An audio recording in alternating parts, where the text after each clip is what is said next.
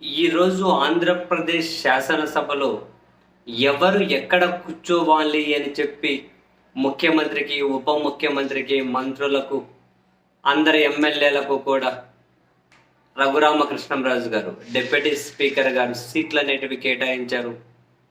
So by డిఫాల్ట్గా ముందర bench treasury bench అంటారు కదా, అందులో ముఖ్యమంత్రి గారికి ముందు వరుస, ఉప ముఖ్యమంత్రి గారికి అండ్ నెక్స్ట్ అట్లా ముందు నుంచి నెక్స్ట్ మంత్రులకు వెనక వరుసగా ఫస్ట్ ముఖ్యమంత్రి, ఉప ముఖ్యమంత్రి, ఆ తర్వాత మంత్రుల తర్వాత చీఫ్ విప్పులు, ఆ చీఫ్ విప్పుల తర్వాత విప్పులు, ఆ తర్వాత ఎమ్మెల్యేల్లో కూడా సీనియారిటీ ప్రకారం అలా వెనక్కి కూర్చోని వెళ్తూ ఉంటారు. ఫస్ట్ ముఖ్యమంత్రి, ఉప ముఖ్యమంత్రి, నెక్స్ట్ మంత్రులు, చీఫ్ విప్పులు, ఎమ్మెల్యేలో సీనియారిటీ ప్రకారం వెనక్కి. అండ్ మాజీ ముఖ్యమంత్రి వైఎస్ జగన్మోహన్ రెడ్డి గారికి ప్రతిపక్షం సభ్యులు కూర్చునే దాంట్లో ముందు సీటునే కేటాయించారు, ఫ్రంట్ సీటే.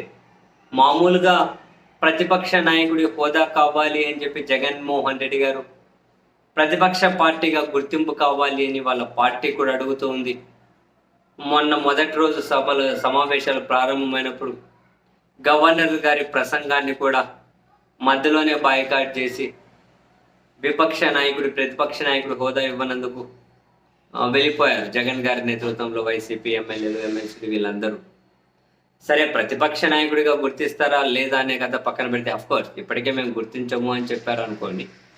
బట్ ఈ కూర్చొనే సీటు మాత్రం ప్రతిపక్ష నాయకుడు ఏ సీట్లు అయితే కూర్చుంటారో ఆ సీట్నే రఘురామకృష్ణంరాజు గారు కూడా జగన్ గారికి కేటాయించుకుంటూ అయితే నిర్ణయం తీసుకున్నారు.